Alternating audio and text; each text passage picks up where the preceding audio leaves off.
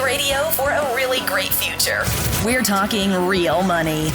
Ladies and gentlemen, boys and girls, welcome to another exciting edition of the Talking Real Money podcast.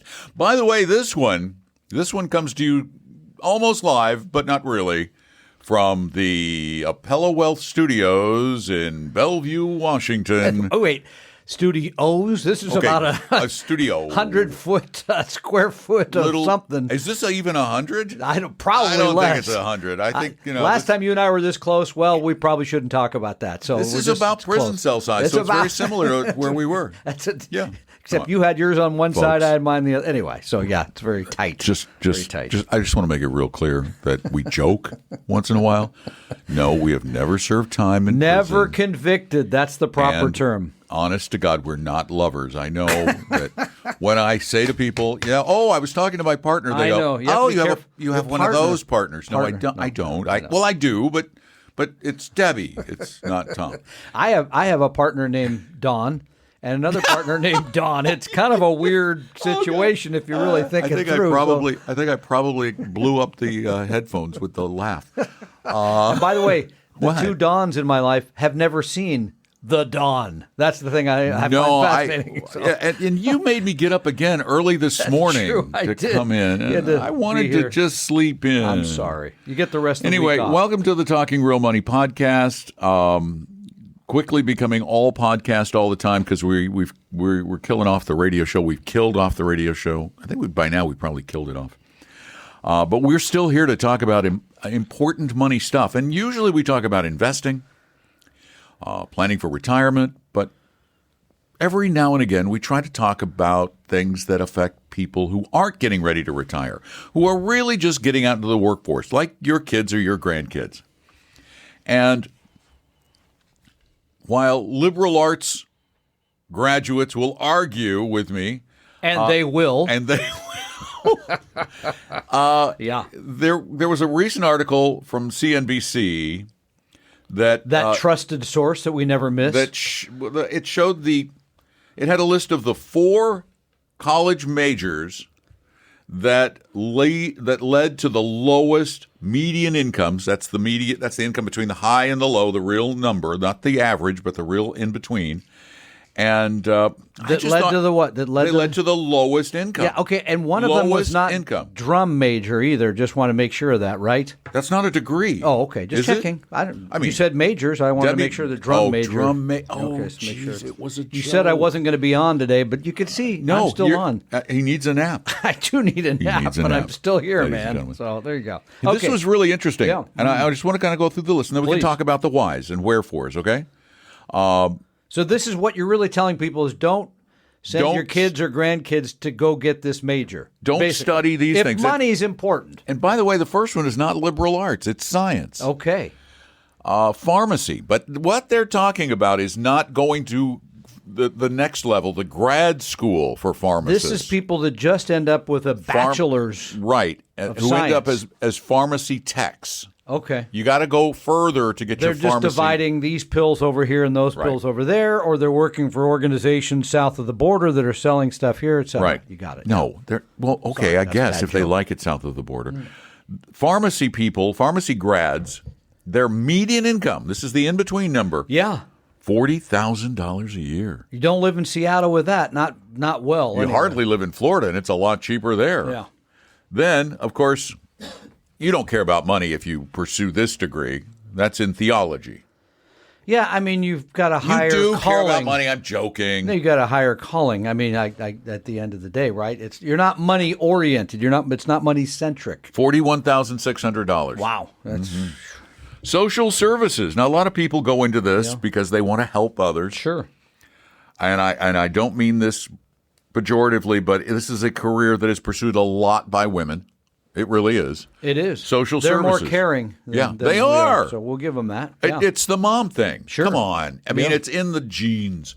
$43,000 for a career in social services. Still making more than the pill dealers, but okay, that's good. The degree I might have pursued, my daughter started pursuing, and my son actually got a degree in performing arts.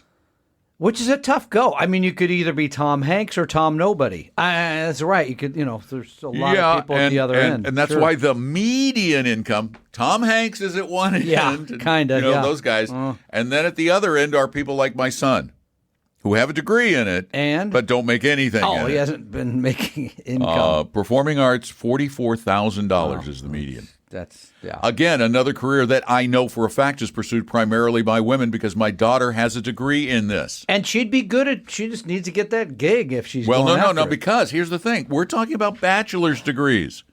We're not talking graduate degrees. We're not talking masters and PhDs. Those are at an entirely different level.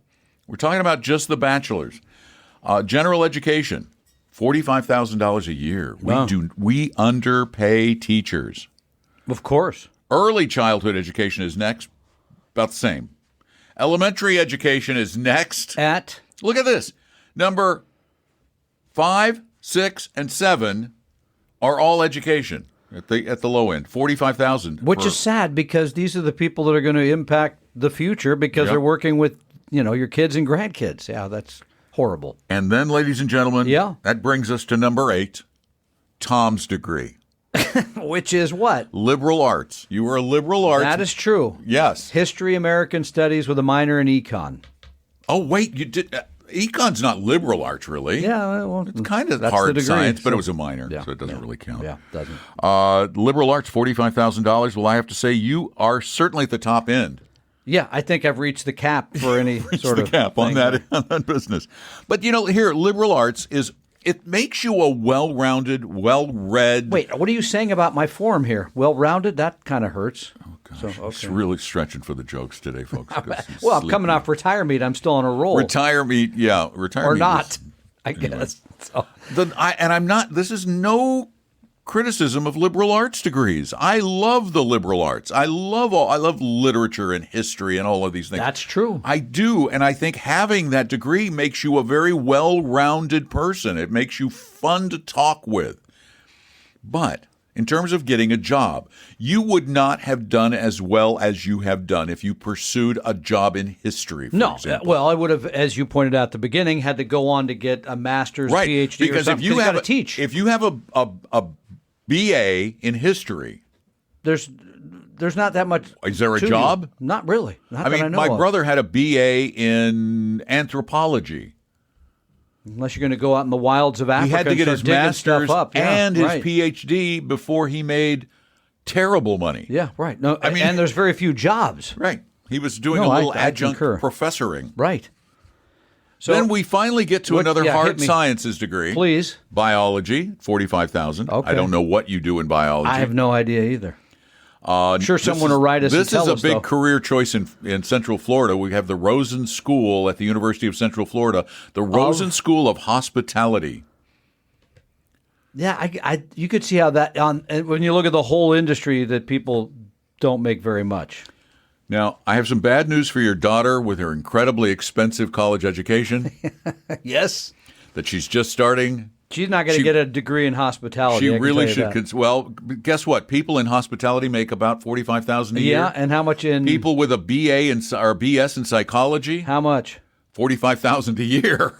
So it'll take a while to make up for the rather expensive like education. A decade. Yeah, something like that. Pretty much a decade to make back. So here's the deal. You should have cut this deal with her. You could have said, "Honey, here's the deal. I'm going to give you $300,000 yes, to skip college." I see. Okay. She wouldn't have done it, by the way. She wants the experience. Well, she's gone to prep school, so she's been primed for all this in a way that other people might not understand. So what's funny is that everything from number 5 to number 14 is $45,000 median income. Yeah. Anthropology, $45,000. Art history, $45,000. Fine arts. My daughter-in-law has a master's in fine. No, she got a master's. I think she just has a master's. She doesn't have a PhD yet. But the point. There's a point. I'm waiting. We have a point here. Yes. No, you have a point. I've got one later. If you want a decent career later in life, as in when you hit 22 or 23 or 24 or 25, these degrees alone, these bachelor degrees alone, probably mean you're not going to make a lot of money. Yeah, but here's the thing. We said this when we chatted about the program yesterday. And then and we do that, by the way. Yeah, we do that. And then I said, well, wait, you sound like college isn't worth it. And you said, no. I didn't not say saying that. I know. So, because I went and looked it up, just out of curiosity, see what the numbers say about is, because this is something we come up with, we discuss quite a bit on the program, right? Both in terms of, is it worth it, as you said, to pay for the fancy, expensive education, or are you better off, as you've pointed out, getting a degree in something else where you can immediately apply it, which makes sense. Or if you already know you're going to go into an apprenticeship or a trade school. Yeah, right. Or as you said, if you're going to get the BA or the BS, I'd be better at the BS. You're the master of the BS. And then going on to something else. He has a master's in BS. He's a master BS. And then go on to something else. So I just curious. I kind of looked it up. The Federal Reserve, by the way, says your return on investment just to go to college is 12.5% annually. Huh? That's what they say. No, explain that number to me. I can't. I read it Your today. return on investment. That's what it says. That's the return you get? That's over the return. Your whole life or something? It says graduates earn 60 to 75% more over their lifetimes than non-college graduates. Yeah, $1.2 million in aggregate. But generally speaking, having a college degree means a couple of things. It means either your family had enough money to send you to college, True. if you were a reprobate like me, or that you are really super smart. And you got some support to go do that. Or you were really, really good in a sport. That's a very small number. It's about 1% of high school sports folks who end up going and playing college. It's a very small number, because I've looked into this because my son did it. But, I mean, it also, the other stuff that comes up from studies are, if you have a college degree, you have more job stability. Mm-hmm. You're less likely to lose your job in a recession, which if you follow Kalshi, apparently we may be now headed to one. And here's the part that might be of more interest to you, is you live 7 to 9 years longer if you have a college degree. And again, I think that's for a number of reasons, not the college degree. It's about socioeconomic status. Yeah, I mean, it's who you already are, whether you got the degree or not. But here's what's really interesting is that they went and looked at how much money people made. This was for coming right out of college, those numbers that I gave you. Yeah, okay, so that was like the first job. Right out of college. Yeah. The 10 to 20 years later, the lowest incomes are every single one of them in education. Which is horrible. It's shocking. It's awful. Early childhood education that jumped from 45,000 to what? 52. Yeah, that's crazy. So, because if you looked at my first job out of college, which was in the radio business. Oh, it wasn't flipping pizzas? It wasn't flipping pizzas. I think it was 1981. I believe I was making, I got to go look this up because I still have the tax returns. I think I was like making $18,000 a year or something like that, maybe 20. Hold on. 1981. Wait a minute. How old are you? How old am I right today? Yeah. Do I really have to say? Okay, but wait a minute. When did I'm you not claiming graduate Social college? Security. 1980. Wow. Okay. So I have not claimed Social Security I thought our yet. first radio jobs were further apart. Well, my first radio job goes back to high school. No, that does not count. That was not a paid job. Jobs. The first paid one was 1976. I did work for a commercial station. Okay, in I worked for a station Washington in 1974. All right. Well, I worked for a non-paid station in 1974 anyway. So. I swept the floor. No, I was actually on the radio. Reorganized the albums. So what's your point? Yes, I was making. I said it was under 20. 81, and I went. Well, my first radio job was 85. So holy cow. It was not much. How much did you make? Do you remember in 81? Just what I was saying. I think it was around 18. I think 18,000 a year. I think, but I'd have to go back and look it up. That rings a bell. That was more than I made as a talk show host. I got. You're going to make me go look it up. I have the return, so I need to go take that under advisement. But the point is well taken. Yes, there are things to focus on if you're money oriented. Well, wait a minute. I'm sorry. Let me just interrupt my co-host here. If you're not money oriented, you're impoverished. Well, yeah. So okay, come on, money oriented. If you're focused. Okay, but you got to be money oriented. Everybody needs money. You're not getting by without it until Elon Musk's universal income kicks in when he starts that's out of gonna his be too late $1 for me, trillion I think. starts giving I us all see. a He's check. going to hand us all a check. Apparently, Yeah, that's what he that's said. not I coming don't know. I wasn't anytime there. soon. I wasn't So there. point well taken. But again, we don't want people to walk away thinking education's not good. We're in favor of education. All for it. But be smart about the profession you choose after going just for a 4-year degree. It's a different world now because I think that's true. 50 years ago, a college education was not the norm. The majority did not have college educations. The majority were trades, high school graduates. Those were in the majority. Sure. Today, you're not even going to be considered for most jobs unless you have a degree. And part two of this, which we haven't even discussed here, which we're not going to today, is if you come out of school with a heavy amount of debt. Oh my gosh. Makes it, if you're making $50,000 plus you have, you see this, $100,000 in debt. I mean, this just takes a long time to make the numbers work. So, point well taken. Yeah. I get it. Liberal arts. I am a very liberal artsy person. No question. You're a history guy. You're a I'm literary a guy. writer. Sure. Okay. Yeah. Okay. Fair enough. All Question right. time. These questions were all sent to us at talkingrealmoney.com on the contact form. That is the number one way to send questions in, but the preferred way from my perspective is when you speak them into your computer mic. And by the way, this is a relatively inexpensive computer mic that we use awesome. from Austrian Audio. It's a lovely mic. Anyway, go ahead. And I always forget, in Washington, I think it's Des Moines. But it's in Iowa, Des Moines, and in Iowa, it's Des Moines. Okay, so this comes from Des Moines. It's Glenda, Iowa, okay. Writing us. Hi, Don, Tom, and maybe Roxy. I'm 70, semi-retired. Talked to Tom last year about my retirement accounts, and she's still talking to us, so that's a good sign. But I'm wondering if it makes sense to do Roth conversions. I have $250,000 in a Vanguard Target 2030 fund.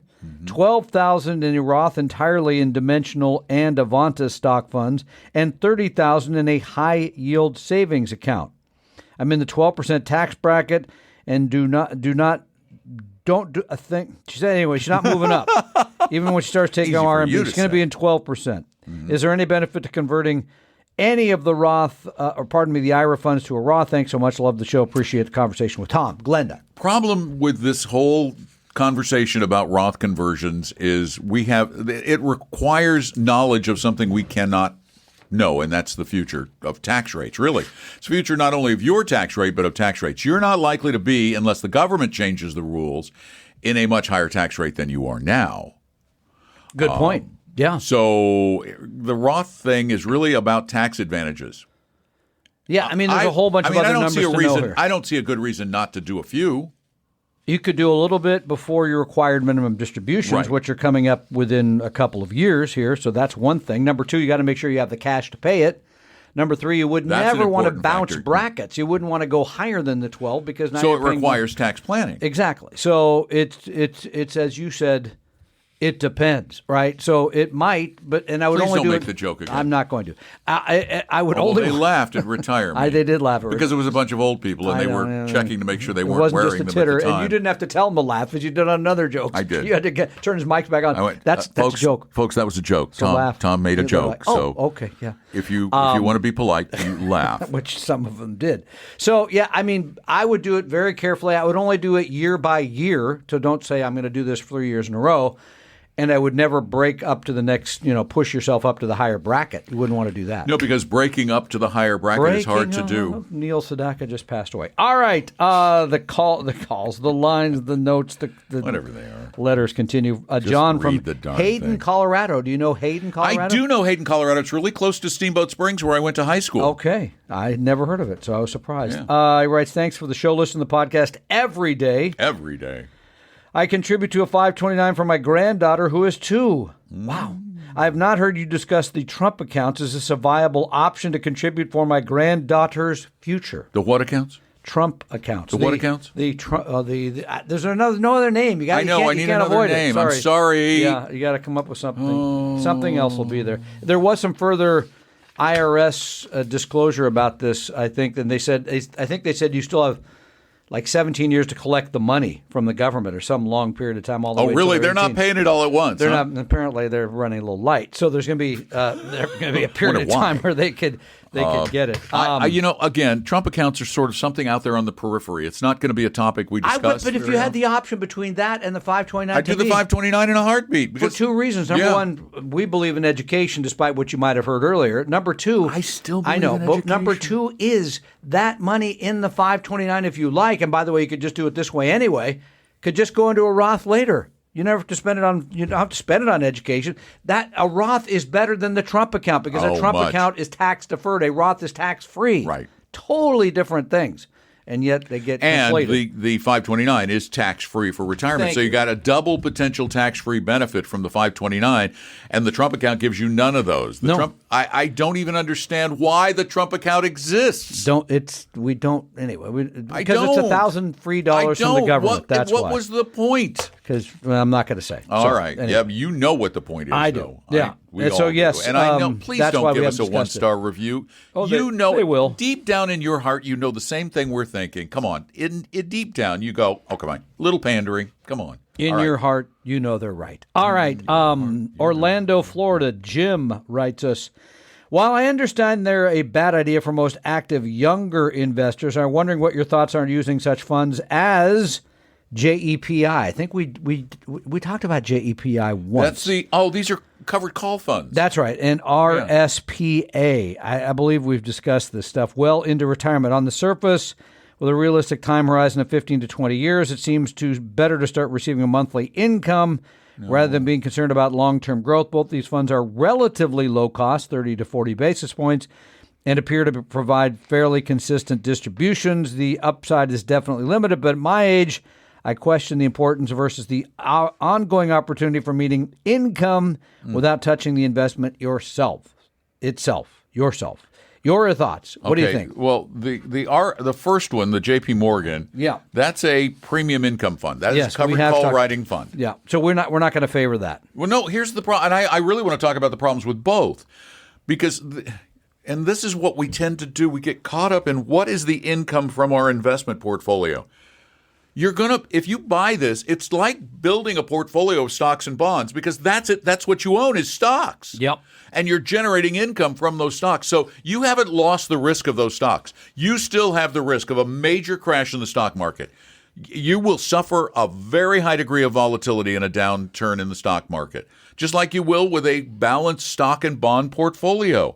But the balanced stock and bond portfolio gives you greater control over your asset allocation, gives you a whole lot less focus. And then the Invesco Income Equal Weight S&P 500 fund, once again, you're back in the S&P 500, which we do not believe is the market. But it's equal weighting, the S&P 500. Which is expensive, as Dimensional pointed out this weekend. Right, and that's internal expenses, by the way, that do not get reflected in the expense ratio, even though their expense ratio is reasonably reasonable for Invesco at 30 basis points. There are internal expenses that are going to reduce the returns. A drag. Yeah, they are. These are not funds we recommend nor would use. No, they're gimmicky. Yeah. They're the latest little hot income thing. We just believe simple. Keep it simple. And have the right amount of stocks, the right amount of bonds for your needs and risk tolerance, and then draw an income out of it. As a matter of fact, we talked to Christine Benz this weekend from Morningstar, who studies this stuff for a living. This is all she does. And we were talking about the flexible withdrawal. Yep. She said, you're really okay with almost 6%. Did flexible. You say 6? 5.7. I'm sticking with Dave Ramsey because he gives me 8. Yeah. So wake up every morning. No, we are not big fans of either of these. I think you said the right word. Quit trying to game dividends. I think income. what you said about gimmicks. Remember last year, 2025, 1,000 new gimmicky, actively managed, traditionally actively managed, right? Stock picking, the kind of stock pick, were added to the universe. 1,000. So everybody's got a new great idea. We still haven't found anything that's better than the right mix of stocks and bonds, rebalancing to collect your money. I think that's still the total return strategy. I'll put it that way. And again, when you look at all the factors, when you look at their Sharpe ratio, when you look at all the technical or the fundamental rules and regs and statistics, you find that these funds end up being about the same risk as a balanced fund with stocks and bonds, and that their total returns are about the same as a balanced fund without all the gimmicks. And it's hard to understand. It's hard to believe in many cases because the promises are much larger. And the funny thing about these new gimmicky products is that with almost all of them, they work really well right up until they don't. That's the way it works. Anyway, I think that's going to wrap up our podcast, isn't it? That'll do it for today. We will be back, guess, let me think, tomorrow. That's right. Yeah, with more. Well, let's see. Tomorrow. Yeah, no matter when this airs, it'll be a tomorrow. There's always tomorrow. The sun will come out tomorrow. Well, maybe not unless that. you live in Seattle. Your wife, when we were having gray. we were having dinner together. First, you said, "Hey, it's supposed to snow tonight," and everybody goes, "No, it's not." Oh, yeah, I just looked at the thing. It was, and it did snow. Yeah. Number two, your wife then said, "It's going to rain the next 9 days." My phone. I said, "Well, not on you. You're getting to go home, so but on us." Plus, we're staying in the Bellevue collection where everything has bridges. You don't that are have covered. to go outside. You don't have to go outside. It's good for you. And I get in a Lyft, which, by the way, I had to come to the office to record this. And the Lyft story. This Lyft driver. It said he was 2 minutes away, and I looked on the map. He was really close. He was almost to me to come pick you up. To pick me up Yeah. at the hotel. And then I saw him. He was almost there, and then he veered away. And I'm going, what's he doing? And I went, okay, maybe he's decided he needs to come in from the other side. So he went up and around the corner like he was coming. I went, oh, okay, he's just going to go around the corner. He's going to come down. He's going to turn into the parking thing. Yep. No, he turns the other direction. He turns the exact wrong direction. Then I went, okay, maybe there's a problem at the intersection. He goes further up, and then he turns the other direction away. And no offense, but in today's world, it's hard to get lost. I know. They've got a Go little right map here, that tells go them left where to go. here. Anyway, so and then you have I'm glad you made articulating it. buses making bad turns and hitting light Whole posts. other story. Anyway, it's a whole Good other story. Lord. Anyway, if you have questions, go to talkingrealmoney.com. Send them in on the contact form. If you want to meet with one of our lovely advisors here at Appella Wealth, the Appella Wealth office here, or any of them around the country, there are a lot of people who will do it for free for nothing with no obligation and no high-pressure sales pitch, really. Now, will we manage your money? No. What do you think? This is charity? For free. We For won't free. manage We'll it manage for it for a fee, Manage not for it, free. yes, for free. We'll manage for a fee, not for free. Okay. Our next wrap, so we'll take that elsewhere. Yeah. Do you want to add anything else? No, that will do it for me. I'm Thank pretty you well all done, as you for know. joining us as we are talking real money. The opinions and views expressed on this podcast were current on the date recorded. Opinions, estimates, forecasts, and statements of financial market trends that are based on current market conditions constitute our judgment and are subject to change without notice, including any forward-looking estimates or statements which are based on certain expectations and assumptions. Although information and opinions given have been obtained from or based on sources believed to be reliable, no warranty or representation is made as to their correctness, completeness, or accuracy. Information presented on the podcast is not personalized investment advice from Appella Wealth. The views and strategies described may not be suitable for everyone. This podcast does not identify all the risks, direct or indirect, or other considerations which might be material to you when entering any financial transaction. Past performance does not guarantee future results, and profitable results cannot be guaranteed. We hope you realize that the information provided on Talking Real Money is for informational, educational, and hopefully enjoyable purposes only. The podcast is not trying to get you to buy or sell any financial products or securities. Instead, the program is provided as a public service by Appella Wealth, a fee-only registered investment advisor. Please see Appella Wealth's ADV Part 2A on our website for information regarding Appella's fees and services. Appella Capital, LLC, DBA Appella Wealth, is an investment advisory firm registered with the Securities and Exchange Commission. The firm only transacts business in the states where it is properly registered or excluded or exempt from registration requirements. Registration with the SEC or any state securities authority does not imply a certain level of skill or training. Appella does not provide tax or legal advice, and nothing either stated or implied here should be inferred as providing such advice. Thanks for listening, and please visit TalkingRealMoney.com for more information and important disclosure related to performance of any specific index or fund quoted in this podcast. And the lawyers get richer.